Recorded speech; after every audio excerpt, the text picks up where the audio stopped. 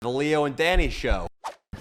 And sell out little arenas in colleges, and it'd be fun. The reason the comment about white women in their Gucci boots co-opting the woke movement really pissed me off. Dude, I'm taking an improv class right now, and it's with a different improv company than the one I usually take it with. The first day I get in there, they ask us not only our names, we have to go around the loop of all the people on the Zoom screens. They ask us our preferred pronouns. Oh my God, stop. I've never once had to answer a pronoun question. Yeah. So I couldn't believe it. I was like, oh fuck, I have to dignify this and be like, I go by him and he. Like, I couldn't believe it. So they got to me and I just, whatever little recalcitrance I could offer, I was like, and I'm a guy, I said. And then I was still so bummed. I was like, oh, this is how this shit's gonna go. They come back to me. They're like, so Danny, what do you do for a living? I'm like, oh my God. Oh yeah, I get in fights with communists on beaches. I tell jokes about raping kids on fucking stages in Wichita. I was like, I just told a girl, I was like, I'm a professional skateboarder. Nice. I was just lying. But dude, it got even worse. So the girl is as white as they come. You can see the rage embedded in her eyes. Just her rage at fucking men and the government and what she perceives as all these fucking evils in the world. It takes her very little time to launch into not only her apologizing for her white privilege. She apologizes to everybody in the class for her white privilege, but she tells the white men in the class to be extra mindful and respectful.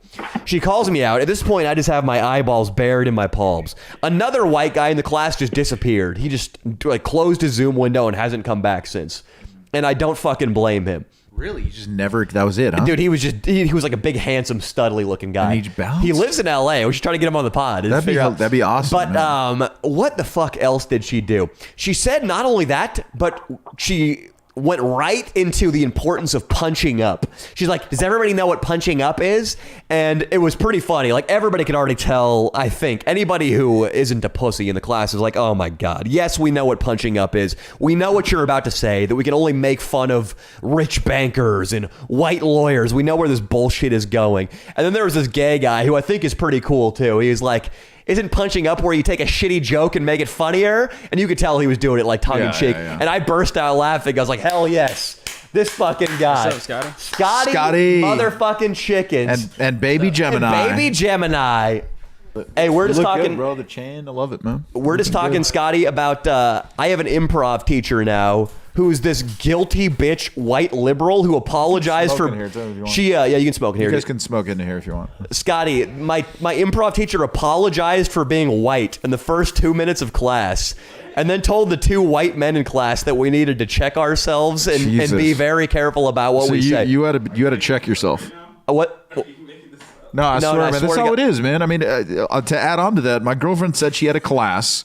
It was, I don't remember what the class was, but the teacher was a Brazilian man. He was African-American Brazilian, and he made all the white people in the class stand up and apologize for their, for being privileged. At UCSB? At UCSB.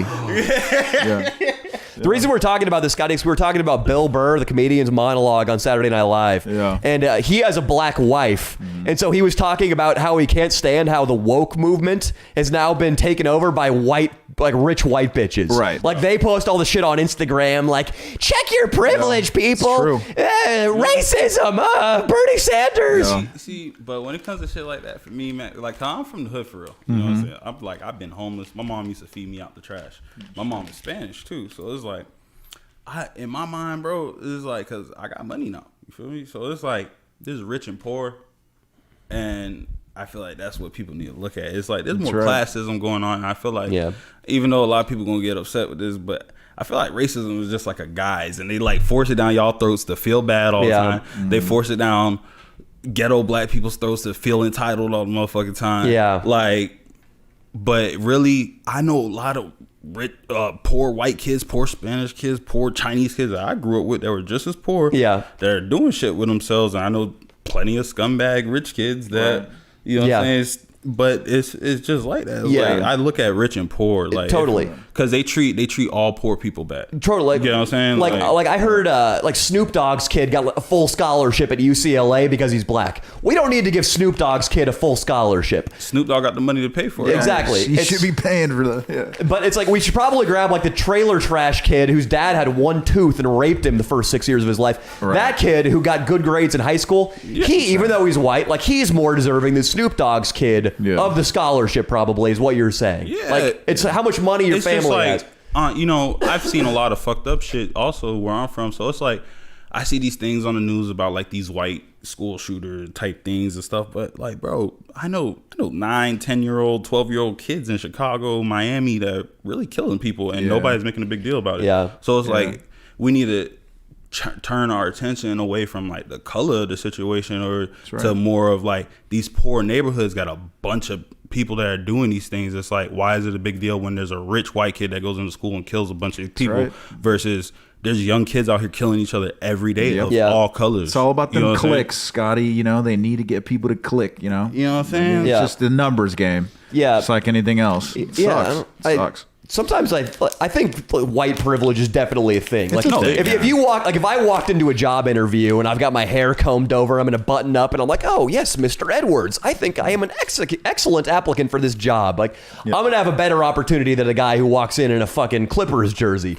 but who's black. But the thing is, like, if the black guy acts professional and like puts on like a white face and acts like white, that'll appease that guy, and that guy will exactly. And then when you look at it, when you really break it down, look at the situation, what is it that we're looking at then? Because it's not really the color. It's how did he present himself? Yeah, you know what I'm saying? I walk into a building, I got tattoos on my face and dreads. Yeah. Leo walks into the building, he got some long hair. Yeah. You know Austin has the best chance, 100%. You know what I'm saying? I think Jem might. She got fake titties. Oh, but, she does. You know, She's got the best chance. Baby Gemini's got the best chance. Yeah, I feel like woman privilege is a thing. Woman privilege is a privileges. thing. Yeah, there we go. You know what I'm saying? But like, like when you break it down, it's like, because I know plenty of black people that other people be calling sellouts, et cetera, that have made it out the hood, try to do good for their families, and living the same kind of life that these rich white families are living. That's right. And they walk into job interviews and all kinds of things and get jobs, no problem. Yeah. Right. Yeah, there's racism in certain places, but the majority of these families aren't living in areas like that. They're living in places like LA, major city, New York City, things like that. So it's like, if you did the work for your family to live a privileged life, then they should get privileged treatment. They should be able to walk into a job and be able to get it before the poor person that didn't take the initiative to put their family in that position to make them steps. And then that should be an eye opener for poor people. Like, yo, let's make some money. Because when I was it's young, a game, baby. My family was poor, but my grandma and mom be on my ass like, hey, no, tuck your shirt in, pull your pants up, belt on. You need to go look. This is how you present yourself, how you talk to people. Like, your grandma would be rolling over in her grave if she could see the video you made with Inland Iggy. Oh, yeah. My grandma's still alive. Oh, hell yeah. And my grandparents are dead. I'm sorry. It seemed everybody else's were. You know, both my grandmas are still alive. Hell yeah. God, you know, but my Spanish grandma would probably take you down. Okay. What's her email address? I'll have Austin send her the link.